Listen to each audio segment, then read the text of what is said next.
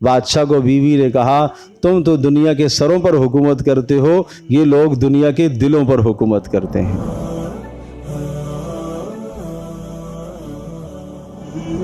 अब्दुल्ला इब्न मुबारक रहमतुल्लाह अलैह इसके मुताल्लिक़ आता है, अल्लाहु अकबर, एक मरतबा दर्स की मजलिस थी और उसमें उनको छींक आई और उन्होंने कहा अल्हम्दुलिल्लाह, और मजमा था, दर्स में हदीस का सबक चल रहा था, सैकड़ों लोग थे हदीस का सबक सुनने के लिए, तो उन सब ने कहा यरहमुकल्लाह। इतना ज़ोर से आवाज़ आई, इस कदर ज़ोर से आवाज़ आई कि बादशाह के महल तक आवाज़ पहुंची।